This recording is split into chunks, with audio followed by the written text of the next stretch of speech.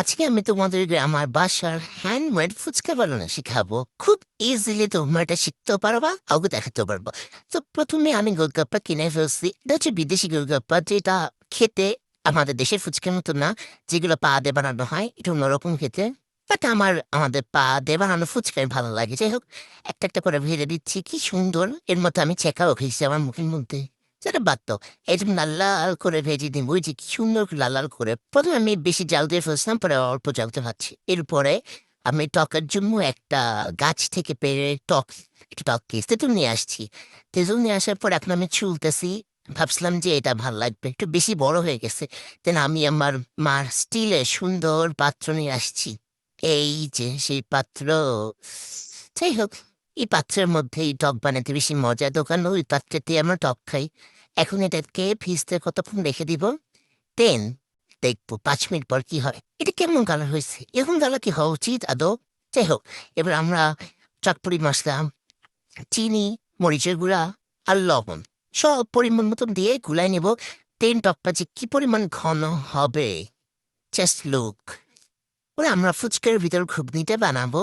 But আমার বাসায় হচ্ছে ওই ঘুগনির যে ডাল না না বুটটা ছিল, ওটা হইতাছে ভিজানো ছিল না। তাই আমি এখানে আলু দিছি। আলুর মধ্যে চটপটুক মশলা, মরিচের গুঁড়া, লবণ দিয়ে ভালো মতো মাখা নিচ্ছি।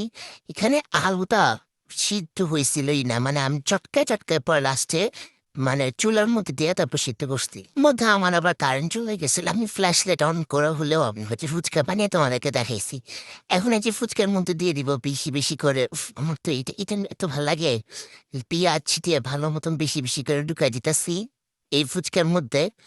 তারপরে শেষ, আমাদের খাওয়া শেষ। খেতেও মজা। এরকম করে তোমরা ট্রাই করে দেখতে পারো। এই ফুচকাটা আসলে বেশি খেতে মজা। তোমাকে একটা টিপস দিব, অল্প জালে ফুচকা ভাজবে, কারণ বেশি জাল দিলে ফুচকা ফুলবে ঠিক আছে, একটু পর আবার চুপসায় যাবে। তারপর লাস্টে ডিম দিয়ে দিব। উফ, এই টাইমে ধনে পাতা ডিম আর তুই হলে কি বলে যে, আরে কি, লেবুর হচ্ছে গাছ হলে মানে সেই লাগতো, সেই সেই। এখন তোমরা ট্রাই করে দেখতে পারো ফুচকাটা। সরি, তোমার না, আমি ট্রাই করে দেখবো। আমার কারেন্টে চলে গেছে, ফোনে চার্জে চলে গেছে। দেন তারপর আমি এই ফুচকান রেসিপি তোমাদের জন্য দেখাইছি। কষ্ট করে চার্জ দিয়ে হইলো। দেখো কি সুন্দর ফুচকাইছে, দেখলে লোভনীয় লাগতেছি, মনে হচ্ছে এক্ষুনি খায় ফেলি। তোমরা কিন্তু অবশ্যই পাশে ট্রাই করবে আমারটা দেখে। আমার স্পেশাল টক দিও। দেখতেছো কি মজা, কি মজা, কি মজা। ও মাই গড, আমার তো এখনই জিভে পানি চলে আসতেছে।